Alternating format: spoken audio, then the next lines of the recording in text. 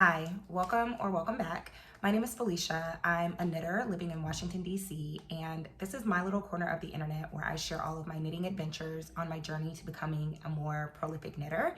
If that sounds like something you're interested in hearing about, then stay tuned. I have a lot of really fun and exciting things to share today, so I hope that you'll stick around.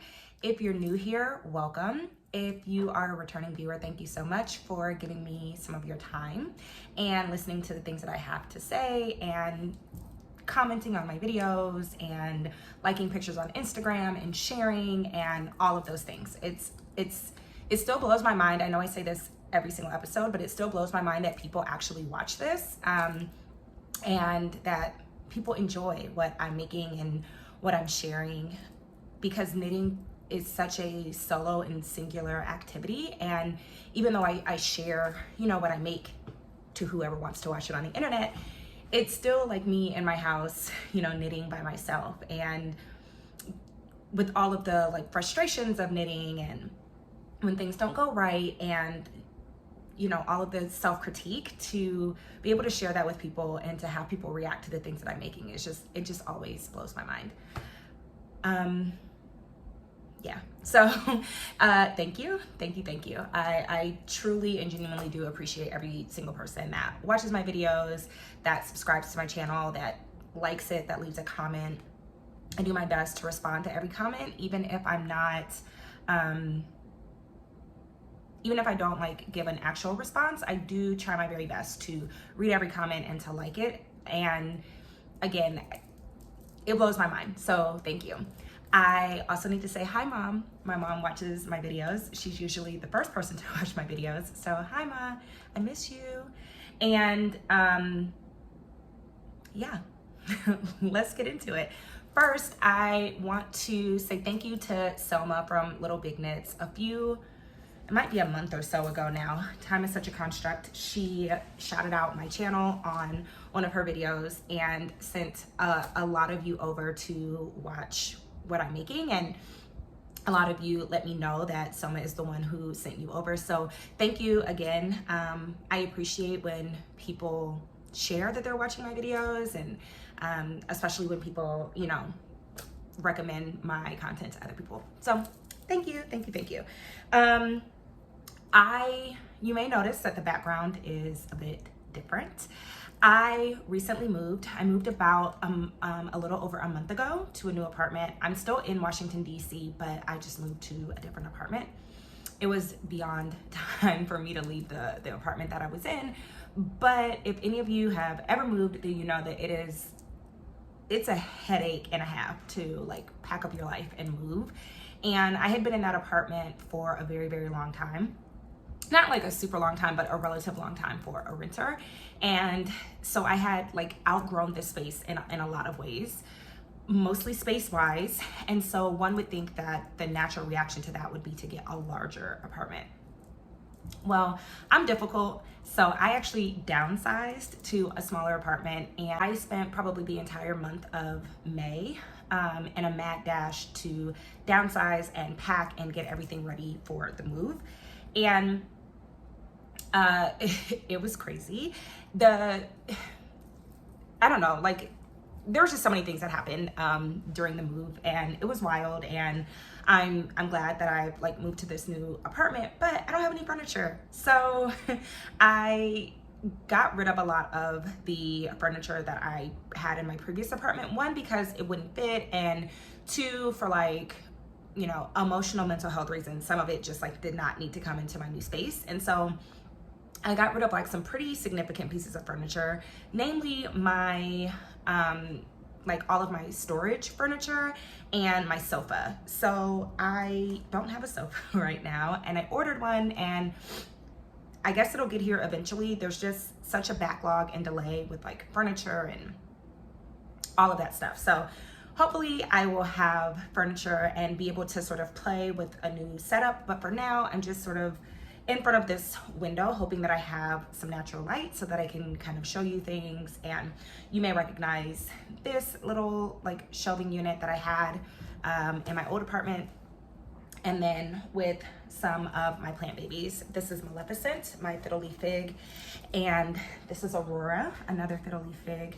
And yeah, I could talk about my plants all day. That is not what you're here for. But anyway, so the other thing that happened when I moved is that I had occasion to actually like sort through my yarn and organize my stash. So again, I downsized. So my previous apartment, I didn't have like the greatest storage situation. I actually have a little bit of a better storage arrangement in this apartment, just like all around, but I have a lot of yarn. And what I realized is that before I had my yarn in like all of these different places, like I kind of felt like a yarn squirrel. Like I had yarn in this little area and then like yarn in that cubby and yarn under this, and there's just yarn everywhere. And when I moved, I packed it all up and I thought I was gonna be able to store it one way, which did not work out. And so I had like kind of sorted through the yarn and whatever. And so I ultimately decided to like store my yarn under the bed, which presents its own separate set of challenges for seasonal clothing storage, but what are you gonna do? And I have a ton of yarn. Like I think I knew, but like I didn't know.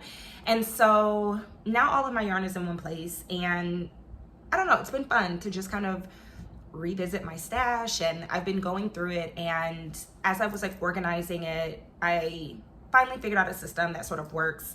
I bought 4 like little underbed zip around containers from IKEA, and I have it, it's not like the best organizational system, but it's something that works, and I think it will last for a long time. Like I don't know if that makes sense, but anyway, I have one bin that is like all garment quantities of yarn of whatever weight, whatever, a garment quantity of yarn. And then I have one that is my commercial yarns. So I really like I think it's Patton's worsted. It's a worsted weight 100% wool yarn, and when it goes on sale on like at like Michael's or Joann, I will often buy like a sweater's quantity worth of that. So I have a couple sweaters quantities of that in different colors, and just like other commercial yarns, like I will buy when I see like Karen Simply Soft on sale in colorways that I like for like baby blankets and things like that, I'll buy some of that too. So I just have like a bin with my more commercial yarns, and well, not more commercial, just commercial yarns. And then I have one bin that's like scraps and more commercial fingering weight yarns. Like I don't really know how to describe it, but it's got like, and it's kind of overflow from the sweaters quantity because I buy a lot of sweaters quantities of yarn. So that kind of overflow. And then I have one that's just like single skeins, sock sets, single skeins, things that I don't necessarily think will go into garments, but like might be used for something else, or just like special skeins, right? Like sometimes, I don't know if it's just me, but like I will buy yarn for no particular purpose other than like, I like the sentiment behind the yarn, or I like the, you know, the color or something. So I have a bin with that, and only the sweaters quantity one is completely full. The rest of them have a ton of room to expand. But yeah, that was oddly a long discussion about my yarn storage. But in case you were wondering how I store my yarn, it is now under my bed in IKEA under the bed bins, and I can link to them below. Side note, it's been so long since I've done this that I am forgetting all of the things that I normally say, but everything that I talk about and mention and share, from the yarns to the patterns, any notions, anything like that, will be linked below. So yeah, I will link to the ones that I use that I found at IKEA. They fit under my bed. I have a fairly low clearance under my bed, weirdly enough, and so I had to find one that would like fit perfectly, but I also wanted one that would be kind of soft, so that I could, you know, kind of manipulate it if I needed to kind of overstuff it, and then I could and slide it under the bed. Anyway, that was a long way of saying that I moved, and so I didn't really spend a ton of time knitting. I think I got a lot of knitting done, and I made a lot of knitting decisions. So let's get into all of the things. Okay, so first we are revisiting this whip. You can't see what it is. This is my half and half triangles wrap. It is living in a black Pearl Magic bag. This is the large size. I ordered this from Lola Bean Yarn Co. Shayla and Adela did a collaboration, and I ordered one of these bags. It's beautiful. I shared in my Maryland Sheep and Wool like vlog, whatever the video is called, that I had bought a smaller like neon yellow one, and so this is the next size up. So this more comfortably fits like a sweater's quantity of yarn. Right now I'm on probably 5 skeins with this total, so, and it fits pretty comfortably in there and is still holding a cake of yarn. Anyway, I've been slowly but surely working on this, and I will show you. I'm not gonna spend a whole lot of time talking about this whip because I've been sharing it for the last like probably year, and it's coming along. I knit on it when I get around to it. I had to do some travel for work, and so I was able to, I had to do travel for work. There was a lot of like sitting and being in seminars and kind of being an inactive participant in conversations. And so this was really great to have because I could knit without looking and still be actively engaged in the conversations that were going on without having to worry about like the complications of other projects. So this actually got a lot of work put on it in the last maybe 3 weeks. And now that I'm getting closer to the end, what I've decided to do is in the morning, I try to knit as kind of my wake up and get myself going for the day activity. And so I've decided to put 2 rows a morning on this. And so I should be wrapping this up soon. Anyway, I am knitting this out of linen quill. I'm so out of practice. I'm knitting this out of Pearl Soho linen quill in the colors Red Kiln and Poppy Red. The colors are blowing out just a little bit, but you can kind of see them together. And I really like this monochromatic kind of effect. This is my 3rd half and half wrap, and I knit one for my mom. I will link to that. I will link to a video where I talk about that if you want to see more about that. And then the first one that I knit in like in blue colors. They were gray denim and blue denim or something like that. Anyway, so the thing about the half and half wrap is it's a lot of knitting, and there's like a point in the project where it feels overwhelming and like you're never gonna finish. And then there's a point where it's kind of like exciting and you're like, oh, I could knit a million of these. And I've crossed over back into the land of I could knit a million of these, but I don't think I'm gonna cast on another one maybe until next year. I think it's something that I will kind of always have around. I don't know if this is just like a me thing, but I like knitting garments. I love knitting garments, but there feels like this intense pressure to finish a garment because obviously you want the finished object and you want to be able to wear it.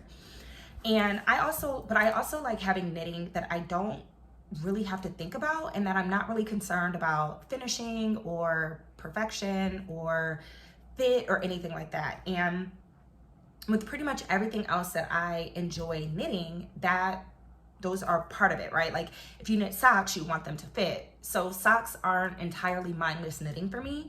And so this is kind of like a mindless knit for me. It's something that I can pick up and put down, and gauge doesn't really matter. And you know, if I'm tight one day and loose the next day, like it doesn't really matter, and I don't have to concentrate that much on it. So it is something that I foresee myself having on my needles often and frequently, but I don't think it's like, I don't know. I've discussed this project before. I don't think it's like as life-changing as people profess it to be, but I do think that it's a really nice project to have on the needles, and I really enjoy the linen quill yarn. I like having it as a project that I can carry around with me, and it does get cumbersome eventually to carry around, but on the whole, for I would say probably 85 to 90% of the project, it's actually not that bad to carry around. Now it's sort of at the stage where I don't want to take it out of the house. One, it is summer in DC. So if you've never been to DC in the summertime, it's awful. It's, I'm originally from Alabama. I went to school in Florida. DC in the summer is like literally the worst summers that I've ever experienced. It's so hot, it's so muggy. Like I am not going outside anymore. Like I am in the house. So anyway, carrying that during the summertime is like not the most ideal, but it's something that I think that I will probably always have a version of or be thinking of. And I have a color combination that I really want to do next. So it will be out of linen quill from Pearl Soho. So the next time that they do a sale, I'm going to pick up the skeins for that, but I probably won't cast it on until next year. I might make it, I'm not really into the, like I know people have like New Year's Day cast on and Christmas cast on and Thanksgiving. If that works for you and that's how you like to knit, like go forth and conquer. As for me, I just cast on when I feel like it. I'm gonna talk about that a little bit more when I talk about when I show you another project, but I'm just not, I don't think I'm a deadline knitter. Like I'm not really good with deadlines. I'm not really good with like the specifics of casting on and casting off at a certain time. So I don't know that I will like cast it on at a certain date to like make it more meaningful. I think I'm just gonna cast it on and knit it and see what happens from there. But yeah, okay. So that's my half and half triangles wrap.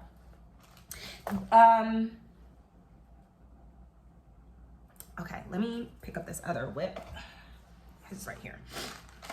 My next whip is living in this yarn bowl. I talked about this a couple episodes ago. I'll link it. I bought it from a hand maker in Canada off of Etsy. It's beautiful. If you want like a modern, sleek yarn bowl, then I highly recommend you check this out. Now, I told this story about mine. Mine went halfway around the world and back, but I got it and I love it and I'm obsessed with it. It's huge on the inside and it is now its own like project bag essentially. Like there's so many notions. Look at this. There's so many like notions and everything else. For a period of time, I had my test knit like yarn in here. And so like everything that was related to my test knit just kind of like fell into this bowl. Anyway, I got this idea from Jonathan over at Jonathan's, sorry. There's a very precarious setup going on over here. So I apologize for the wibbly wobblies. Anyway, I got this idea from Jonathan over on the Jonathan's Days podcast. I will link to it below. If you're not watching or checking it out, you absolutely should. But he talked about having just like I don't know what he called it, like a sock tube that he just sort of knitted on public transit, on his way to and from work and things like that. And so we'll kind of get to this in a minute, but I've been working on this test knit. It is cumbersome. It's a lot of stitches. It's a lot of work. It's a lot of like mental brain power and a lot of thinking. And I've been working on it for a very long time. I checked my notes, my like podcast notes, and I think I've been working on this since the beginning of the year. Yeah. There were a couple of like breaks for various reasons, but I've pretty much been working on it since the beginning of the year. And so I was just like ready to cast on something else, but like didn't want another garment, wanted something kind of mindless. Anyway, I was organizing my yarn under the bed and I found my sock scraps from other socks that I had knit. And for me, I can pretty much get a pair of socks out of 50 grams. I have pretty small feet for my size. And yeah, so anyway, I found this bag. This is how I store my scraps. This is just an IKEA plastic zip. And then I put the yarn, the scraps, and the yarn label in the bag. Anyway, I found this yarn scrap in there. This is from Hue Loco. I'm sorry, I'm figuring out the setup. So I keep looking over here, but I know the camera is right there. So y'all don't have to tell me I'm not looking at the camera. I know. I'm gonna try to do better to look at my green dot over here. Anyway, this is from the Backyard collection. This is from, I think 2019. Nope, 2021. It says it on the label. And I have already knitted and shared a pair of socks out of this yarn, but then I just like had the scraps here, and I was not gonna use them for anything. So I just cast on a little sock tube. So what I did, I like symmetry as best as possible. So what I did is I did a provisional cast on to a spare needle. Now I cast it onto a much larger needle, and then after a while it was really fidgety to have like such a large needle, so I transferred it onto a smaller 9-inch circular. But if you are gonna do a a provisional cast on to a spare needle, the needle needs to be much bigger because you're actually casting on to the cord and not to the full circumference of the needle, if that makes any sense. Anyway, so I cast on and I've just been knitting, knit, and I still have this much. I still have about this much of one ball, and then I have this whole other second ball, which I think is also 25 grams. And then I have a couple of minis. I don't know if it's gonna be enough to do the heels and toes.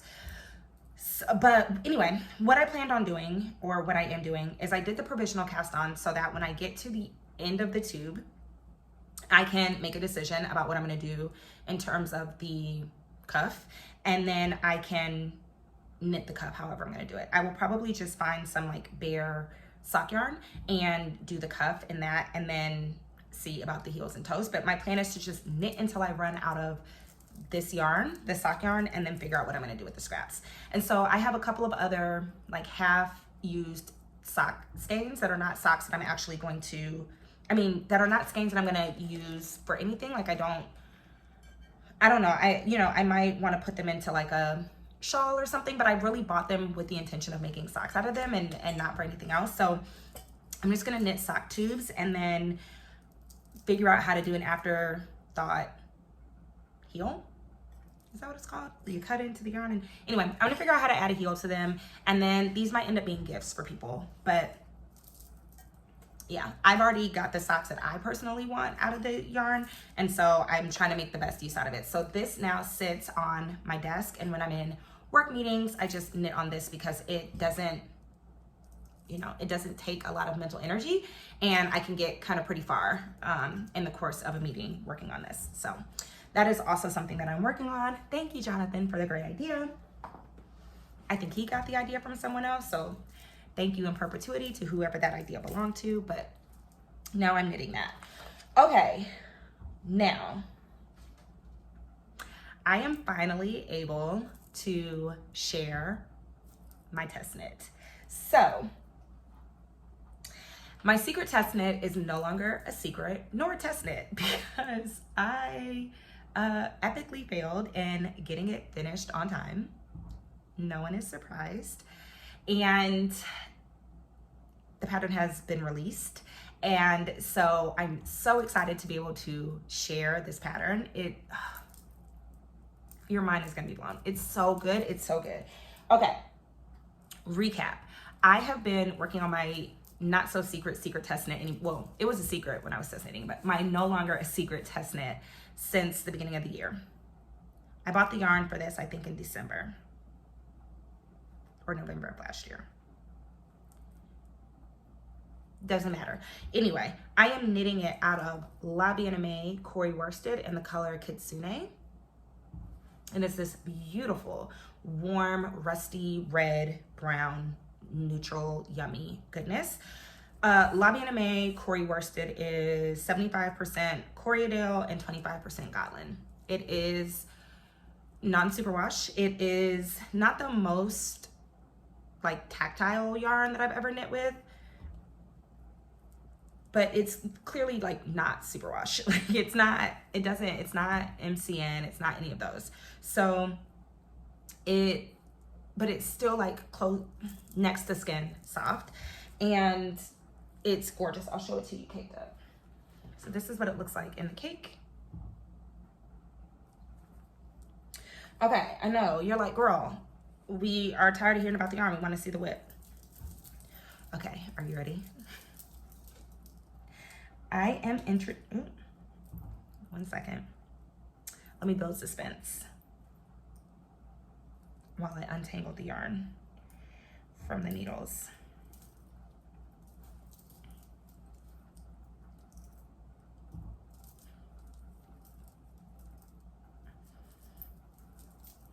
Okay, now, are you ready to see it? Let me introduce to you, more suspense, AKA yarn tangles. Okay, let me introduce to you Cote by Hiroko Payne. Okay. I know, right? Okay, your mind is blown. Let me show again. Okay.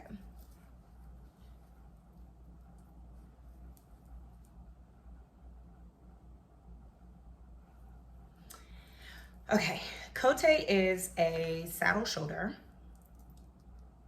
I think that's right. Cardigan, cabled. There's about 1 million cables. It's got this honeycomb cable side panel, a fully cabled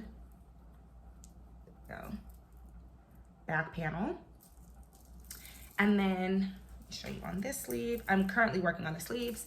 It's got a cable that runs down the length of the sleeve, all the way down, a folded over cuff, and then it's got this beautiful shawl collar, which mimics this sort of,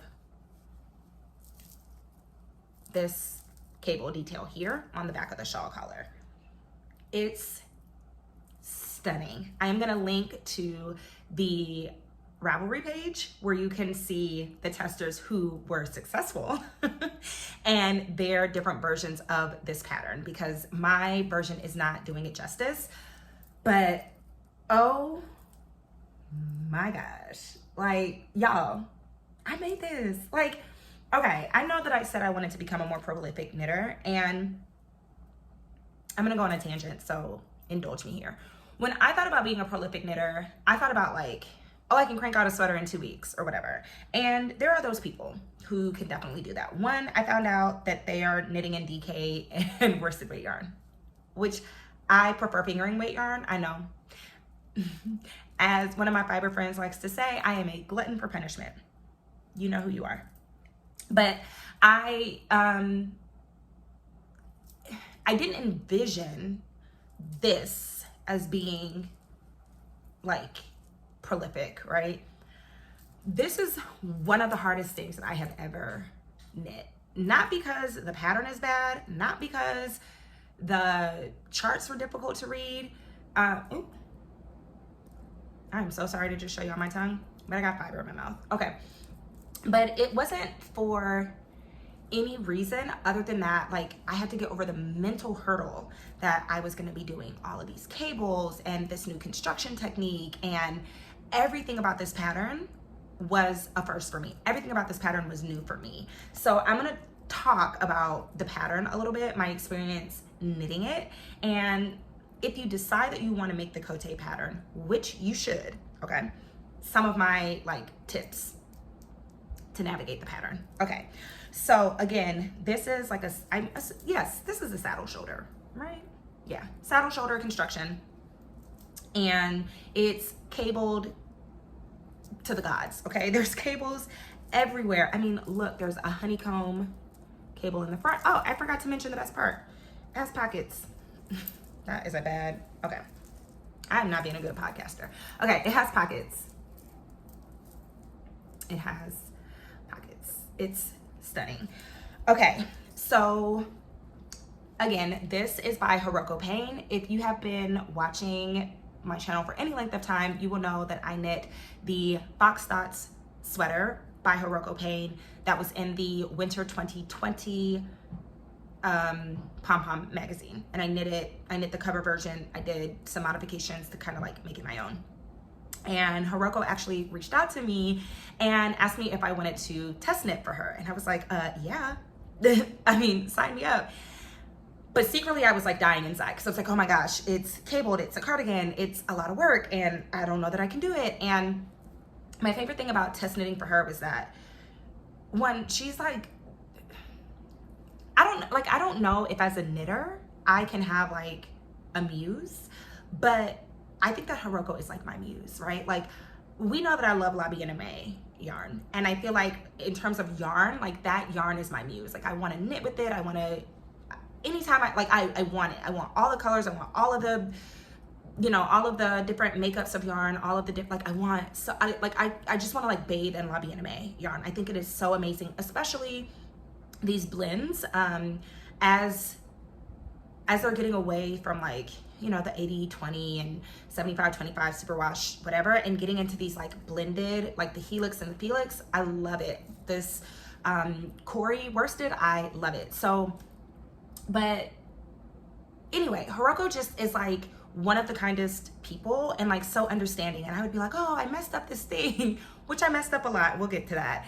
And she would be like, you can fix it. Like, here's how to fix it. There was one time where she was like, she literally like filmed a video and like showed me how to fix a mistake that I made in her pattern. That the mistake wasn't in the pattern. The mistake was like me not being a diligent reader.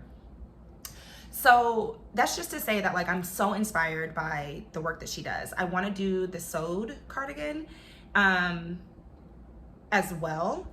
I have an idea for that too. I'm probably gonna message Hiroko and get her thoughts on it. But I loved working with her. I loved the test knit group. Like the group of test knitters was so amazing.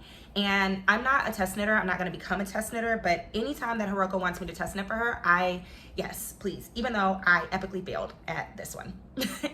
But still, I want, like, anyway, let me get my composure and talk about the sweater. Okay, so like I said, it's a saddle shoulder, fully cabled. It's gonna have a big shawl collar and then a long folded over cuff. Now, I bought the amount of yarn, I bought this yarn at the end of last year. I bought the amount of yarn that was sort of predicted for the size that I wanted to knit.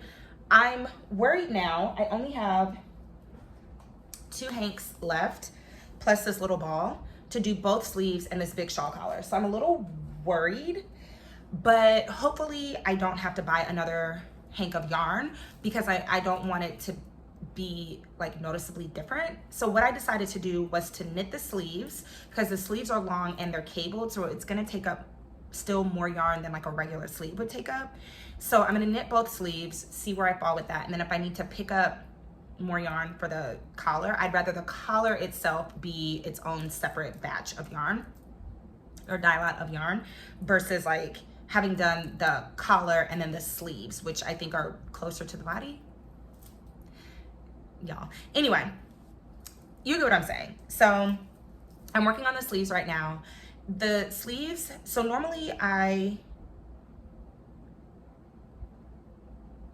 knit my sleeves on 9-inch circulars, but because there is this cable going down the entirety of the sleeve, I decided to knit it on magic loop because I was finding doing the cables on the 9-inch circulars a little fiddly because you kind of need the length of the needle and the cable and the cord to do the cables properly. But the sleeves are moving actually fairly quickly because the pattern repeat for this is pretty memorizable and you can sort of read it and anticipate what's going to happen next in the pattern. Okay, so I think that this is on the pattern description page, so I don't think this is giving anything away, but this is not a beginner friendly pattern. I would not even say that this is an intermediate pattern. I would say that this is like fully an advanced pattern. Not only in terms of construction, so I have never knit a cardigan before. I've never wanted to knit a cardigan before. I don't really love purling. So I think it's in large part because I switched from flicking to continental, and purling continental is a little fiddly for me. So I can't really like get into a rhythm with the purling. So I'm not a big fan of purling. Anyway, never really had a desire to knit a cardigan. So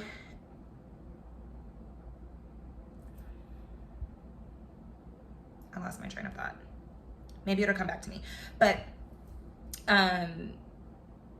so in terms of like the construction techniques, I have read cardigan patterns before, so I understand like construction wise how a cardigan is put together. But this has some interesting construction techniques that are different than your normal pattern, in part because a lot of cardigans that I've seen are either yoke or they're raglan. But this is neither of those shaping techniques. And so the shaping technique in and of itself was not sort of intuitive to me. That's not to say that it is not intuitive shaping, because once you kind of get into it, it does become more intuitive, but it wasn't intuitive to me because I've never done a saddle shoulder construction. And so I was figuring it out as I went along. The other thing is that you are knitting from multiple charts at once. I think in the beginning, you are knitting from 2 charts. And then there's a point in time when you're knitting maybe from 3 charts at one time. And you are cabling on every single right side row. So I have done a cable project before. I knit a cabled scarf probably within the first 6 months that I was knitting. I knit this cabled scarf from 2 of Wands. It was a free pattern. I can link to it below. And it taught me like the basics of cabling. So I understood how cabling worked. I understood how to cable. I think when I knit that project, I definitely used a cable needle. For this project, because you are cabling every row and you have large, like this is 1 chart right here. This back chart is 1 chart. It's like you have to be able to cable without a cable needle. And it's not difficult to do. I think it's like a mental hurdle, but like cabling without a cable needle is essential, because if you have to stop and cable, it's going to take you forever. There are some rows where you're cabling every single, you're doing like 3, how am I describing this? You're cabling every stitch, right? Like it's not a 1-by-1 cable. You're doing like 3-by-3 cables or sometimes 3-by-4 cables, but you're cabling like, every single group of stitches is being cabled. And so to have to stop and slip the stitches to a cable needle, put it to the front, put it to the back, knit it off, it's a lot. So being able to cable without a cable needle is sort of vital to this process. The other thing is you have to be able to read charts. Again, because all of the cable patterns are charted, all of the cables are charted. So you need to be able to read from the charts. And then depending on what you are working on, right, there might be so for example, on these side panels, on these panels on the front, there's a left front and a right front chart. You can kind of transpose them once you kind of understand what's happening, but for a while of the chart, you're having to like read and refer to multiple charts. So being able to understand charted cables is really, really, really critical skill. I used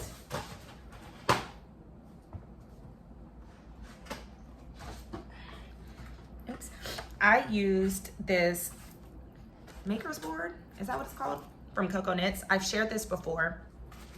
Let me see what's on here. Okay, this actually has cables on it. Pattern stuff on it, so I'm not gonna, hopefully it won't zoom in too tough. Here, I'll do it like this. Okay, so it's magnetized like this. And no, I think you can still kind of see the pattern. Okay, it's magnetized and you can put magnets, and I would have each of the charts. And so these rulers that you can buy separately were really helpful so that I could move along the chart repeat.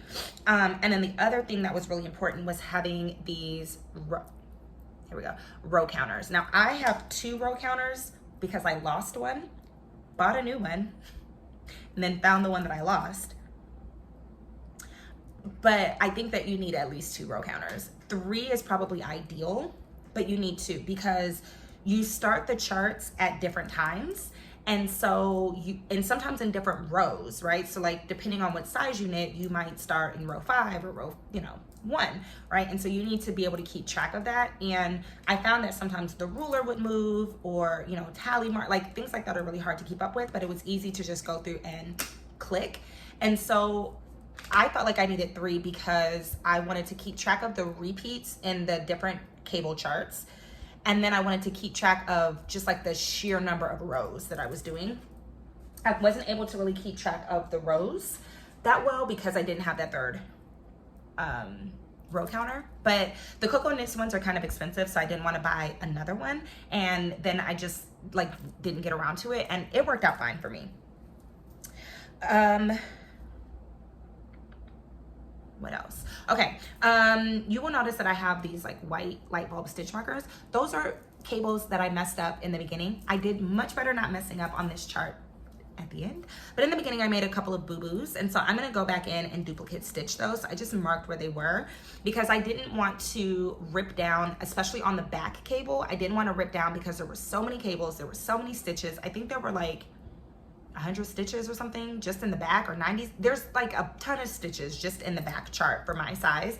I did not want to rip down, ladder down and try to fix those cables. So I just, like, when I found that I messed up, I put a stitch marker in that little boo-boo so that I can go back in and duplicate stitch over that. Don't know how I'm gonna do that yet. I'll find a video. I'll share it with y'all when I figure it out, but that was the plan. Okay, so a couple of tips.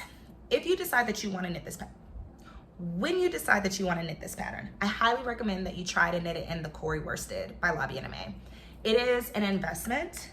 Lobby NMA yarn is an investment, but it cables, so like the cable definition is insane. Like, it's insane. And this yarn is like begging to be cabled. So I would, if you could, I would try to knit it with that. I would also, I personally think that this pattern looks the best in the like lighter colors. So someone did it in, I think, French gray. Oh my gosh, it's stunning. If I can find the project page for that one, I will link to it. It's so beautiful. I like this color, but I think that the cables kind of get lost in the color a little bit. I mean, obviously you can tell that it's a cabled sweater, but there's just something about it on the lighter colors that it's stunning. So I would recommend knitting it in the Corey Worsted if you can afford it. You can find other, Corey Worsted is like a light worsted heavy DK. You can find, I'm sure, yarn substitutions, but I would also go for something that's not superwash, something that's rustic, something that is really plump, that is really gonna help the cables, you know, do what cables do. The other thing that you're gonna need is a million stitch markers. Now, in the pattern, it tells you like certain places to put stitch markers so that, one, it just makes the pattern writing easier, right? But then also you can just like knit from this stitch marker to that stitch marker. I have taken out all of my stitch markers on the body, but what I chose to do was I had different stitch markers that delineated different parts of the pattern. So instead of, normally I just use the, that's how this day is going. Normally I just use these hexagonal stitch markers for everything. Like if I'm doing color work or something like that, I'll use those to separate the chart repeats. But for this one, I did distinctly different stitch markers for each section of the cardigan. So for example, the honeycomb part would have its own stitch markers, and then the straight stockinette, and then the back chart and things like that. So I think it's easier to have different stitch markers just because there's a lot of delineation between what you're working on in different parts. And for me, having not only the stitch marker represent that I need to do something different, but knowing like, oh, if I'm at the black triangle, I should be doing this, or I need to stop and think because the stitch marker is different. The other thing that I did, and I can show you on the sleeve because it's still on there, is I also then went in and I broke up the charts. So for example, this is one chart. It's rolling because this is one chart, right?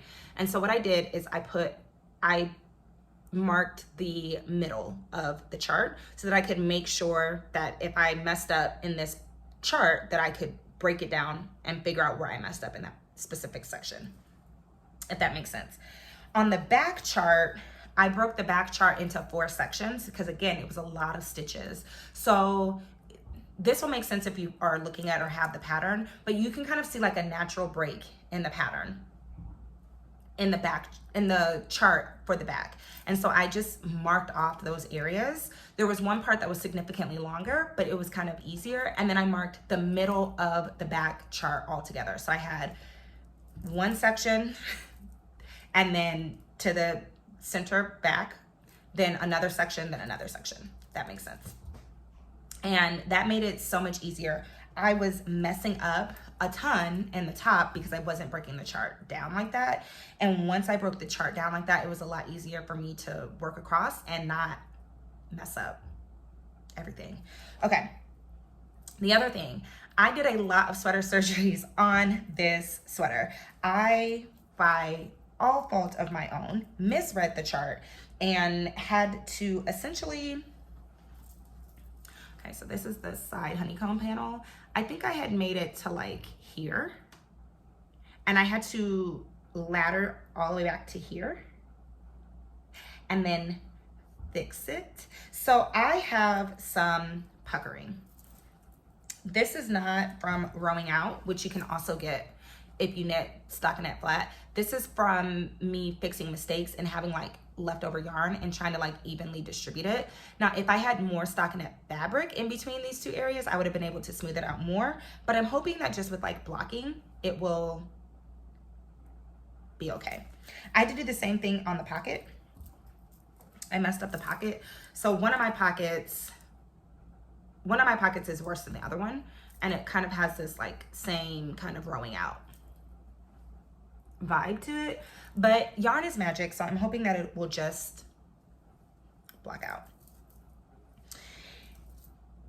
Okay, I don't know if I have anything else to say about this pattern. I'm gonna show it one more time because I'm still amazed that like not only does this pattern exist, but that I made it.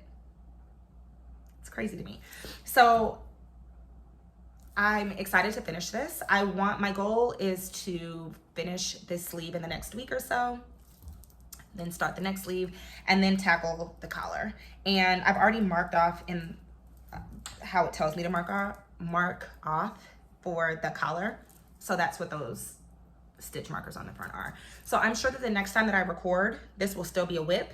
I'm not even gonna play myself and act like it'll be done, but hopefully it will have 2 sleeves and I will have picked up for the collar by the next time that I share this. But I'm so obsessed with this. And again, I think Hiroko is a genius, but not only is she a genius like knitter and like reading through the pattern and just seeing the charts and like how does your mind even create this, like the creative genius. She's just genuinely a nice person and cares about the health and welfare and safety of her test knitters and the people that are helping her, you know, get this pattern out. There was never pressure to be perfect or to have things complete, and it was collaborative. And, you know, even just sharing when there were parts of the pattern that were a little confusing and like workshopping that, like everything about the process was amazing to me. And again, I am not about to be a test knitter because I am terrible with deadlines. I have enough deadlines at work. I have enough deadlines in my life. I don't need more deadlines for my crafting. But anytime Hiroko wants me to be a test knitter, I will gladly do it, even though, like I said, I'm a failed test knitter. So, you know, what can you say? Sorry. Got distracted by a bird outside. Anyway, I have one other whip to share and talk about in far less detail, because y'all have already been here all day. Oh, back to the cardigan. You can knit it either fitted or slouchy. There's essentially 2 separate patterns. I knit the slouchy version in size 2. You measure for what size to knit, not based on your bust, but based on your shoulder measurements. And so that was really interesting in terms of like choosing sizing. And then you can modify certain parts in the pattern to accommodate for your bust circumference or your chest circumference. So that's interesting. So it's not chosen by bust size, and it's really, really customizable. You will notice that like different people's nobody's cardigan looks the same. And I think that's also what adds to the advanced nature of the pattern, because you kind of have to make decisions, and you have to understand the decision that you're making far in advance of the point where you make that decision. So that is something that I didn't think about and account for. I ultimately ended up with something that I really enjoyed, but love. I'm obsessed with this cardigan. But you do kind of have to like have a sense of where you want things to fall on your body, how you want things to look, how you want things to fit. And you have to make those decisions sort of not from the beginning, but you have to like know where you're going to make the decision. And then the other thing is that there's multiple like at the same time instructions. And so what I would recommend doing, I did not do this because again, I was working from like a draft version of the pattern. But now that I have the final version, there's a print version of the pattern, which I love that, and more designers should do that, where it's literally just like text. I would go through and read and like highlight in different colors what your at the same time instructions are, so that you know what you're actually doing. Because there are portions where you're doing a pretty like significant amount of instructions at the same time as another lengthy set of instructions. And so it's not a pattern that you can read, that you can take like one part at a time, if that makes sense. So if you are working on, for example, the yoke, right? You need to read all of the instructions for the yoke and figure out what you're doing while you're working on the yoke, and then start working on it. You can't read, paragraph 1 of the yoke and then paragraph 2 and then paragraph 3. You need to read the entire yoke section and then work on that. I hope that helped. And sorry for flailing my needles in the air. I knit mine on a US 5, so a 3.75 millimeter. I don't understand needle sizing. I knit mine on the 3.75 millimeter, and I ended up at some point buying 5-inch needle tips because I found I was like bending the cord a little bit when I was cabling. I think it's just like the way that I hold the needle. And so I got 5-inch tips and I enjoyed it. So I learned that lesson while I was working on this. So this was the cable that I was working on the body on, and then I'm going to use this cable for the collar. Okay, my last whip, and the lighting is changing. I'm figuring out lighting in this apartment. So I apologize if the lighting gets a little funky, but we're making do with what we have. Okay, so the last pattern that I have, the last project that I have is my Grow With Me Cardi. So I talked at length about this pattern, and not really the pattern. I talked at length on the last episode about the yarn. So let me do a quick recap. This yarn is much more pink than what I anticipated. So the color is, this is the backtrack. This is the Grow With Me Cardi that was part of the spring make along with Knit Collage. And it is a brioche short sleeve kind of cropped cardi that is knit out of Knit Collage, 2 different Knit Collage yarns. I'm trying to find the tag so I can tell you the right color. Okay, this is the Wildflower yarn in Sierra Redwood. I'm starting to get, there we go. In Sierra Redwood, that's what that looks like. And this is the Spun Cloud in Lavender something. I only have, here we go.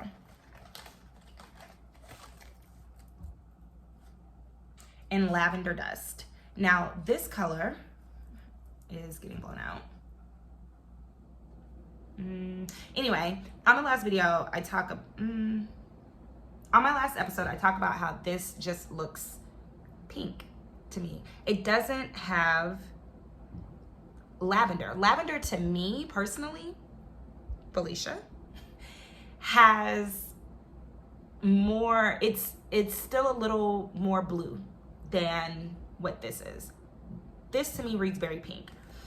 But I decided to go for it anyway. I cast it on. I did this much in a day.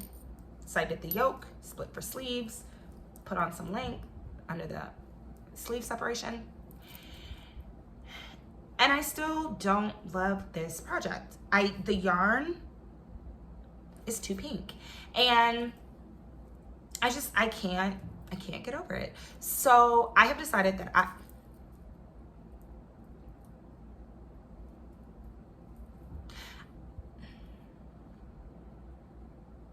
sorry, there's a bug on my window. I have decided that I'm gonna frog this project and save this yarn for something else. Now, I may decide to revisit this yarn and this particular project, but I don't love it. And I have said this before, I'm a big proponent of knitting what you love and loving what you knit at every part of the process, right? So loving the yarn that you choose. Whether you love it for the price, you love it for the fiber content, you love it for the qualities, you love it for the color, loving the yarn, loving the pattern.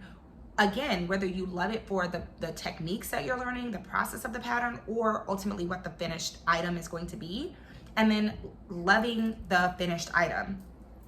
I don't love this. And I think that like color-wise, it would look really pretty on me. Again, it's kind of blown out, but this has been in my timeout basket and I just have not been inclined to knit it. So I'm probably gonna frog this. It's like 85% likely to be frogged.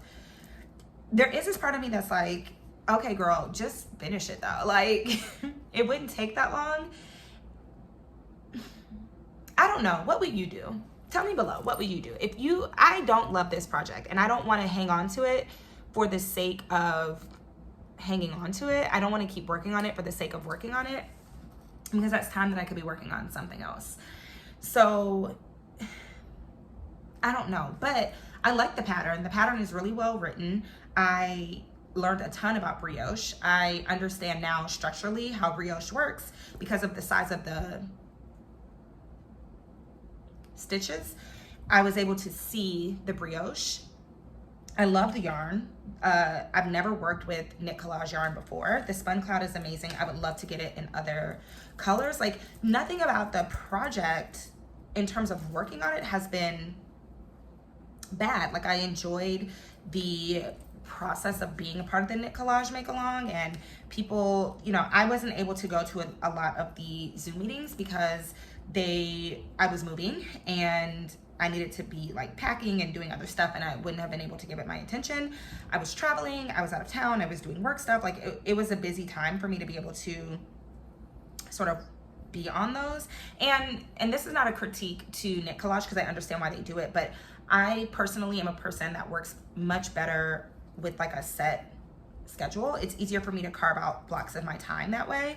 And, you know, for a lot of reasons, the Zooms were not always at the same time. So it would have been easier for me if it was like every Monday night at 8 o'clock, there was this knit collage Zoom, and then I could sort of structure my time around it. But when I was having to schedule work meetings or, you know, other things, it was difficult to find the time. But I love that was a part of the process, and I absolutely would want to participate in another make along again.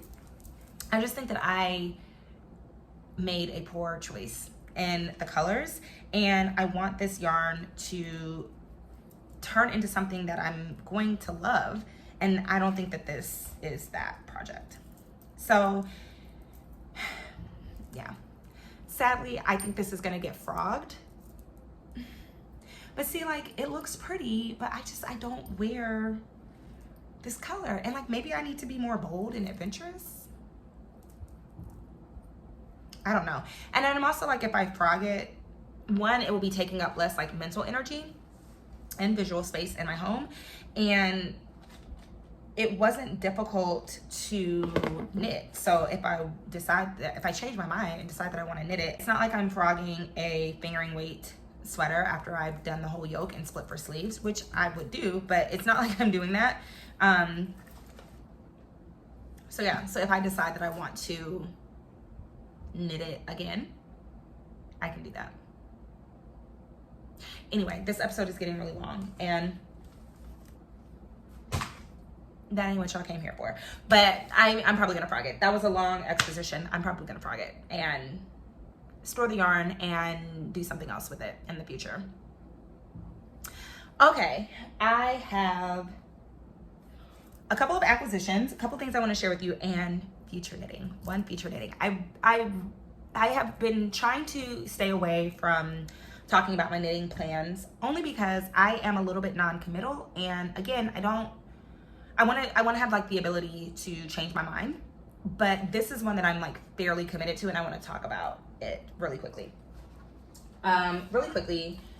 I picked up this book from Yolanda Jordan. It's called My Pretty Brown Doll.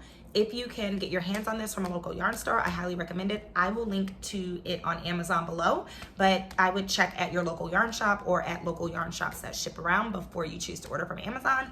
But for accessibility purposes, in terms of people who may not have access to a yarn store, I will link to the Amazon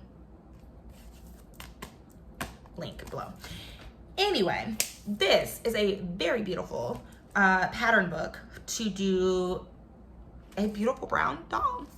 And I've never done amigurumi. My crochet skills, I mean, they're decent. They're not like amigurumi good. But I bought it because the dolls are, oh my God, the dolls are so good. And I have had people make me crochet dolls or buy me crochet dolls, and I love it. And this is like a recipe book almost. So you have the recipe for the base doll. And make sure I'm not giving anything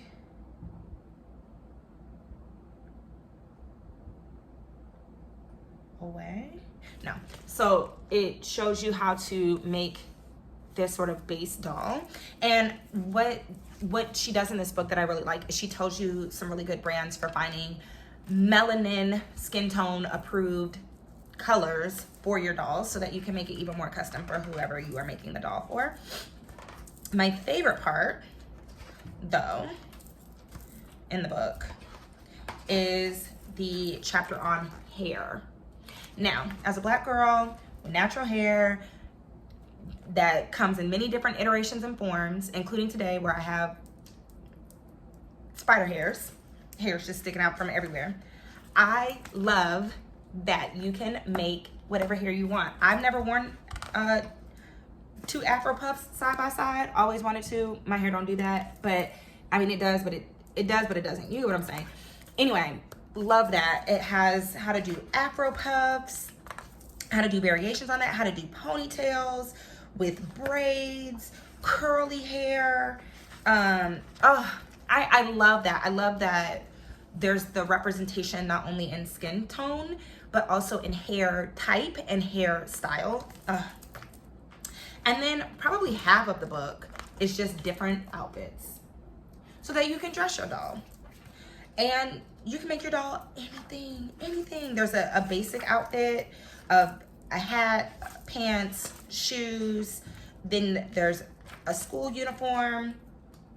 There's a mermaid, which I love, which is so cute. There's a sports uniform. A scientist, which could easily be a doctor or anything like that. A collegiate special. It's so good. Now I just have to make one.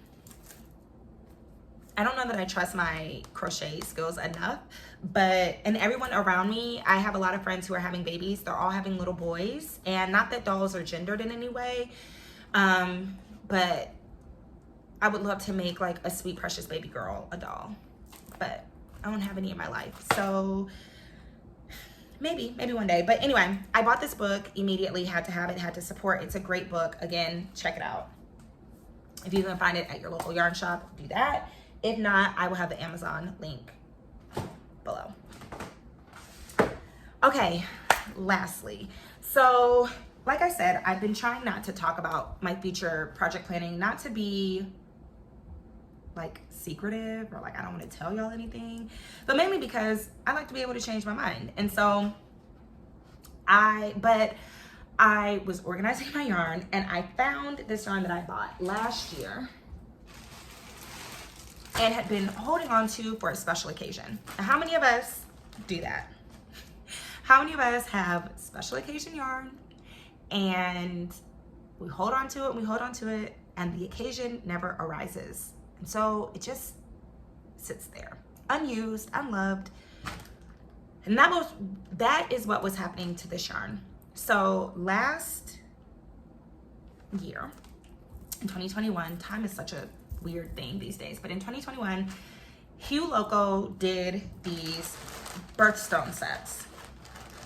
And I wasn't sure if I wanted to buy them. I'd seen the other months, and there were some other months that I liked the colors better, but I decided that I was gonna buy, and this is probably gonna have a glare and it's gonna be crinkly, so I apologize for both.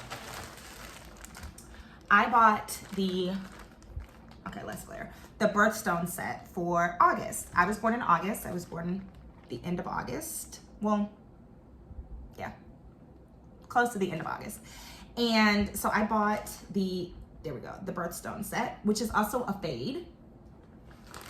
And you could buy it as either like 10 gram minis or 50 gram minis. So I picked up the 50 gram minis, and there are 10 50 gram minis.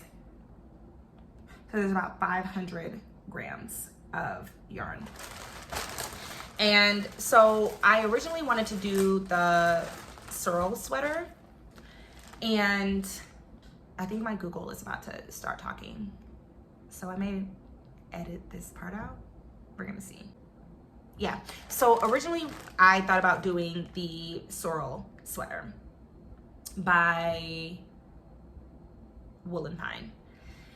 When I looked at that sweater, I would need to buy Surrey or mohair, which would be like another $100. Or just like another another cost. And I wanted to buy, I looked at doing this color, which is linen from Hue Loco, but I was worried about what that would look like over the green. And so I like nixed that. And so I was like, well, I want something where I'm gonna use up all of the yarn, or as much of the yarn as humanly possible. So I have decided to knit the What the Fade shawl by Andrea Mowry. I'm gonna cast it on starting on August 1st. I know, I just did that whole thing at the beginning about how I just be casting on when I wanna cast on, and I don't, but I'm gonna make this my birthday cast on. Even though I'm not casting it on my birthday, it's gonna be my birthday month cast on. I don't know that I'll have it done by my birthday. That's not even the goal. I just thought it would be something fun because it is the August birthstone collection to cast it on in August. I don't know, a little kooky. Here's the thing. What the Fade, you need 6 skeins. So you need roughly 600 grams of yarn, which is crazy. I don't think you fully need 600 grams. I need to reread the pattern. I don't think you fully need 600 grams, but it's made for a 6-color fade. I want to use all 10 of these skeins, and I want to use as much as humanly possible of each of the skeins. Like I want to use up all 500 grams. So what I might do, maybe, is try to find another color, like another mini skein to fit into the fade. I was thinking, I don't know, I'll look. So I know that there are, so this fade has solids and speckles. I think it would be easier to try to find a solid to fit into the fade than to try to find a speckle at this point. And I'm gonna just like reread the pattern to see the yardage and gram requirements, but I'm gonna try to find another skein, or maybe 2 mini skeins to kind of put in here. I might even try to go the other direction and try to find something that's a little bit more cream than the linen. The linen is a little bit more peachy pink. And I'm gonna knit it. And I'm gonna figure out the fade as I go along. I did find one project on Ravelry where the person used this particular fade set, and she noted that she did have to play a little bit of yarn chicken, which is not my favorite thing to do, and that she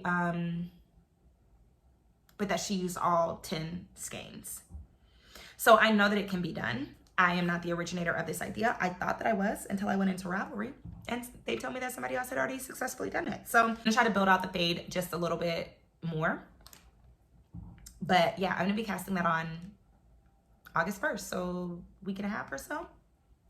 And hopefully I will be able to share it on Instagram. I don't know, I have this tenuous relationship with Instagram. Feel free to follow me over there. It's always like changing, and I feel like the pressure is so high to post these like super curated, super aesthetic photos, and I'm just like not good at that. And so I want to post those kinds of pictures, but like when I take those pictures, they don't look like the ones that everybody else is posting.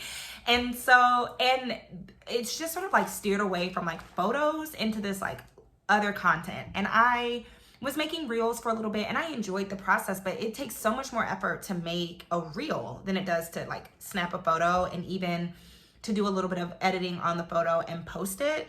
Like putting together a reel, you have to film and you have to edit and you have to put the music and the captions and the thing and the thing and all the stuff. And so I don't know, I've just like kind of not been on like making content on Instagram, but I will definitely be sharing as I finish up the sweater and finish up and start on this shawl. I will definitely be sharing those over on Instagram a little bit more. And also it's just like, there's just like been so much going on in the world. And I've shared this before, but I'm a civil rights attorney. I work in the racial justice space. And like, I always appreciate when I see people sharing and talking about social justice issues and sharing about things that are going on in the world. I think that I think that every movement needs people, and the way that we as a people today communicate is vastly through social media and social media networks. That being said, social media can be exhausting, and as a Black woman who works in racial justice, it's already like double exhausting because I don't get to like turn off the issues that I work on just because I've logged off of my computer for the day. And so a lot of the things that have been going on are things that I work on at work or have worked on at work. And so I would work on these issues for like 8, 10, 12 hours a day and then log on to social media, and I would be so excited and happy to see that people were talking about things and sharing them and speaking out, but then it would be exhausting because it's like now I feel like I have to turn back on this like advocate hat and be cognizant and present in that space. And that's just not what I wanted to do. I will never, ever, ever, I want to be very clear about this. I will never, ever, ever say that we should just shut up and knit. I will never support the stance that knitting Instagram or knitting YouTube is not a space to talk about issues and to talk about things that are going on in the world. I think it is absolutely the place to do that. I think it is those places where we are creating connection and forming friendships where you have to have those quote unquote difficult conversations. I personally don't think the conversations are that difficult, but that's me. That's a separate conversation for a separate day. But I do think that it is really important to have those conversations, especially if you have a platform, if you have followers of any number. And that is the place to talk about those issues. So I want to be clear. I am not saying that we should shut up and knit. That is not what I am saying at all. And I love the fact that the knitting community, or at least the people that I follow in the knitting community and choose to associate myself with by giving them my eyeballs, are people that are passionate and people that are informed and people that are sharing how to be involved and do this work from within the abilities that they have, right? I was going on a rant and then I knocked over my phone. Okay. Anyway, I appreciate that people are sharing in this space, and I want people to continue to do that. For me personally, I had to kind of pull away a little bit because I do that work all day. I do that work through the lens of like the legal work that I do. And then I take all of my Blackness and all of my, all of my identities into that work every single day. And so it was just a lot. That was a long rant. Very long way of saying it was just a lot to show up in that space and want to engage, but feel emotionally and intellectually exhausted and sad, and know that like, I don't have a way to turn that off. I don't have an escape from it because it's literally my job, to work on those issues and to care about it. So I have been a little absent on social media. In addition to all of that, I moved and blah, blah, blah, blah, blah. And work has been crazy because the world is a clusterfuck. Sorry, Ma. The world is, yes. And so, but I do want to start sharing more, and I'm going to figure out what that looks like for me. I know every picture doesn't have to be pretty. Everything doesn't have to be professionally, whatever. There's just like that pressure, and I need to release myself from that pressure because I just do. Anyway, this has been an incredibly long video. I'm looking at the timer. I cannot believe I talked that long. This is why I should not wait super long between episodes. I'm going to try to do better. I really am. And I hope that this setup was conducive to sharing and for you being able to see everything.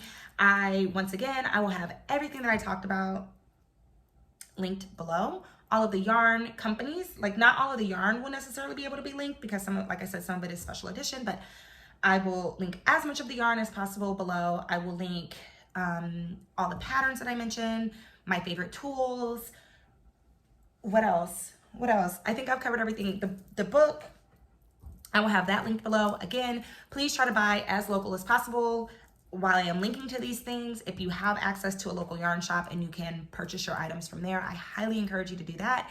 And if you cannot go into a store, try to find a yarn shop close to you that might be able to ship before you go to a conglomerate like Amazon. I only include Amazon links as a way of increasing accessibility to people who might not otherwise have access to a local yarn shop or to a yarn shop that will ship. And yeah, I acknowledge that Amazon is not the greatest, but for a lot of people, it is the best way for them to shop, and I don't shame. So there's that. Anyway, again, this has been a very, very long episode. I'm so happy to be able to share everything with you, and I hope that you're doing well. I hope that you're staying safe. If you are in an area that is impacted by the heat wave, which is, I think at this time, the entire Northern Hemisphere, please stay hydrated, stay safe, wear sunscreen, and yeah, we're still in the middle of a global pandemic, so keep that in mind when you are interacting with other people. And yeah, I will talk to you soon. Bye.